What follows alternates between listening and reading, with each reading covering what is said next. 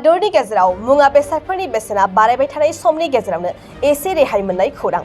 दिनै नबेम्बर दाननि जागायजेननाय सानावनो संग्रा सिलिन्डार गेसनि बेसेनखौ खेबसेनो 115 रां खमायना होदों। नाथाय कमार्शियेल एलपीजी सिलिन्डार गेसनि बेसेनखौसो 115 रां खमायनाय जादों।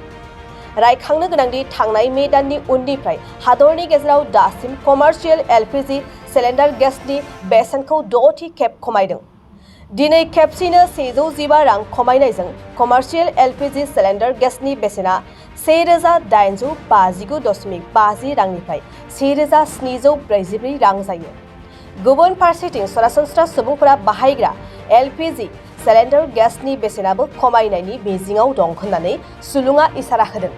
मख'नो गोनांदि हादरनि गेजेराव पेट्रल आरो डिजेलनि बेसेनखौबो खमायनांगौ होननानै सुबुंफोरा सरकारखौ खावलायबाय थादों। नाथाय भारत सरकार आरो थाव कम्पानिफोरा बे बिथिङाव सुबुंफोरनो माबायदि रेहाय होनो हायो बिनि सायाव फैगौ समासो फोरमायगोन। हादरनि गेजेराव मुवा बेसादफोरनि बेसेना बारायबाय थानाय समनि गेजेरावनो एसे रेहाय मोननाय खौरां। दिनै नबेम्बर दाननि जागायजेननाय सानावनो संग्रा सिलिन्डार गेसनि बेसेनखौ खेबसेनो 115 रां खमायना होदों। नाथाय कमार्शियेल एलपीजी सिलिन्डार गेसनि बेसेनखौसो 115 रां खमायनाय जादों। रायखांनो गोनांदि थांनाय मे दाननि उननिफ्राय हादरनि गेजेराव दासिम कमार्शियेल एलपीजी सिलिन्डार गेसनि बेसेनखौ 6थि खेब खमायदों। दिनै खेबसेनो 115 रां खमायनायजों कमार्शियेल एलपीजी सिलिन्डार गेसनि बेसेना 1859.50 रांनिफ्राय 1744 रां जायो। गुबुन फारसेथिं सरासनस्रा सुबुंफोरा बाहायग्रा एलपीजी सिलिन्डार गेसनि बेसेनाबो खमायनायनि मिजिंआव दं होननानै सुलुङा इसारा होदों। मख'नो गोनांदि हादरनि गेजेराव पेट्रल आरो डिजेलनि बेसेनखौबो खमायनांगौ होननानै सुबुंफोरा सरकारखौ खावलायबाय थादों। नाथाय भारत सरकार आरो थाव कम्पानिफोरा बे बिथिङाव सुबुंफोरनो माबायदि रेहाय होनो हायो बिनि सायाव फैगौ समासो फोरमायगोन। फै बयबो फै जमदुवार दख'नानि थाखाय मोनसे फोसावथाय। गसाइगाव महकुमानि सिङाव थानाय जमदुवार दख'ना एबसुआ सानथामनि हाबाफारिजों गाजा गोमजायै 5थि खेब बोसोरसालिया जथुम्मा खुंफुंगोन।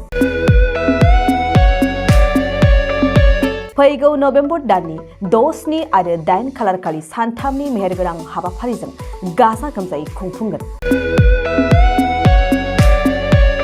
मख'नो गोनांदि खुंफुंनो गोनां जथुम्मायाव बायदि मेहेरगोनां आयदाफोरबो लाफानाय जादों। बेबायदिनो भलिबल, काबादि, खन्थाइ आवरायनाय, लिरनाय बायदि दिन्थिफुंनाय आयदाफोर लोगोआव जांख्रिथायारि देंखोगिरि दैख्लं खुंगुर बसुमतारी देंखोमु 1, 2, 3 मेथाइ खननाय बादायलायनायबो लानाय जागोन। फारि बायदियै देंखोमु 1, 2, 3 मेथाइ रोजाबनायाव दख'रानि बेन्दोंआव थानाय गामिफोरनिफ्राय 14 बोसोरनिफ्राय 30 बोसोरसिमनि गेजेराव थानाय बिजाथिफोरा मेथाइ रोजाबगिरिफोरा बादायलायनायाव बाहागो लानो हागोन। मोनाबिलिनि हारिमु बादायलायनायाव गाव गावनि रोंगौथिजों बिजाथिफोरा बाहागो लानो हागोन। एक्जिबिशन दिन्थिफुंनायखौ 6 नबेम्बरनिफ्राय जोबजासे नुनो मोनगोन।